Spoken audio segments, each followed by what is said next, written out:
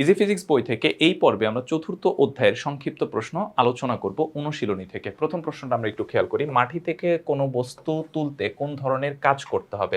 খেয়াল করো, মাটি থেকে কোনো বস্তু তোলার সময় মূলত অভিকর্ষজ বলের বিরুদ্ধে আহ, বলের বিরুদ্ধে কাজ করতে হয়। তো এই ক্ষেত্রে আমরা যদি কাজ চিন্তা করি, এটা যদি অভিকর্ষজ বল দ্বারা কাজ চিন্তা করি, তাহলে সেটা হচ্ছে ঋণাত্মক কাজ, কারণ আমরা অভিকর্ষজ বলের বিপরীতে কাজ করতেছি। আর আমি যেহেতু যেদিকে বল প্রয়োগ করতেছি বস্তু সেদিকে উঠতেছে, তাহলে আমার দ্বারা হচ্ছে ধনাত্মক কাজ। তাহলে এখানে আমি কার দ্বারা হিসাব করতেছি তার উপর নির্ভর করবে এটা কোন ধরনের কাজ। অভিকর্ষজ বল দিয়ে হলে ঋণাত্মক কাজ, কেন? তার আকর্ষণ বলের বিপরীতে কাজ করতেছি। আর আমার দ্বারা বা ব্যক্তির দ্বারা যদি হিসাব করা হয় তাহলে ধনাত্মক কাজ, কারণ আমি যেদিকে বল প্রয়োগ করতেছি বস্তু সরণ সেদিকে ঘটতেছে। বৈদ্যুতিক বাতির কর্মদক্ষতা 70% বলতে কি বোঝায়? কর্মদক্ষতা মানে হচ্ছে লভ্য কার্যকর শক্তি ও প্রদত্ত শক্তির অনুপাত। তো 70% কর্মদক্ষতা মানে হচ্ছে তাকে যতটুকু শক্তি দেওয়া হচ্ছে তার 70% কাজে রূপান্তরিত হয়। মানে ধরো তাকে 100 জুল শক্তি দেওয়া হয়েছে, 70 জুল কাজে লাগছে, 30 জুল নষ্ট হচ্ছে। এইটাই হচ্ছে তার কর্মদক্ষতা 70% বলতে বোঝায়। বেগের পরিবর্তনের সাথে গতিশক্তির পরিবর্তন ব্যাখ্যা করো। গতিশক্তি কি? গতিশক্তি হচ্ছে কে সমান হাফ এম ভি স্কোয়ার।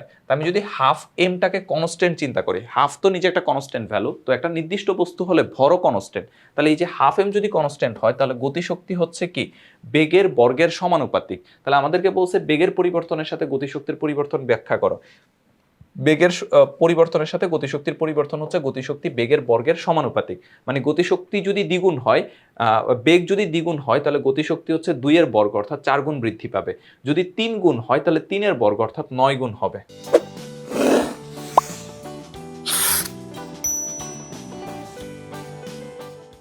4 নম্বর প্রশ্ন হচ্ছে নিউক্লিয় চেইন বিক্রিয়ার উদাহরণ ব্যাখ্যা করো। নিউক্লিয় চেইন বিক্রিয়ার উদাহরণটা হচ্ছে, মানে এখানে কি ঘটে, ধরো একটা নিউক্লিয়াসকে মানে একটা নিউট্রিনো দ্বারা আঘাত করা হচ্ছে, আঘাত করার পর এটা ভেঙে যাচ্ছে, ভেঙে হচ্ছে নতুন দুইটা তৈরি হচ্ছে, আবার কিছু তোমার নিউট্রিনো মুক্ত হচ্ছে, এরা গিয়ে আবার হচ্ছে যে ধরো 3টা মুক্ত হচ্ছে, 3জন আবার ইন্ডিভিজুয়ালি 3টাকে আঘাত করতেছে। এইভাবে কন্টিনিউয়াসলি বিক্রিয়াটা চলে বলে এটাকে বলা হচ্ছে নিউক্লিয়ার চেইন রিঅ্যাকশন।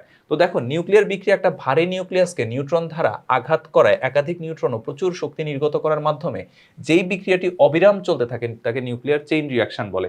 নিউক্লিয়ার শক্তি কেন্দ্রে জ্বালানি হিসেবে ইউরেনিয়াম 235 ব্যবহৃত হয়। নিউক্লিয়াসকে যখন একটি দীর্ঘতির নিউট্রন দ্বারা আঘাত করা হয় তখন এটি ভেঙে বেরিয়াম এবং হচ্ছে ক্রিপ্টন তৈরি করে।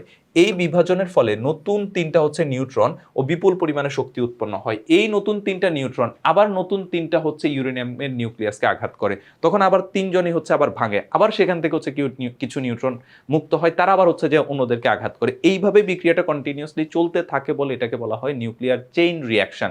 এবং এইটা যদি আমার কোনো সময় স্টপ করতে হয় তাহলে ওই যে নিউট্রনগুলোকে আছে এগুলো কন্ট্রোল রড দিয়ে হচ্ছে শোষণ করে নিতে হয়, তখন এই বিক্রিয়াটা স্টপ হয়, না হলে এটা কন্টিনিউয়াসলি চলতে থাকে বলে এটাকে নিউক্লিয়ার চেইন রিঅ্যাকশন বলে থাকে। তো এই ছিল আমাদের এই পর্বের আলোচনা। পরবর্তী পর্বে অন্যান্য প্রশ্নগুলো নিয়ে আলোচনা করব। যারা ইজি ফিজিক্স বই সংগ্রহ করেনি খুব দ্রুত সংগ্রহ করে ফেলবে।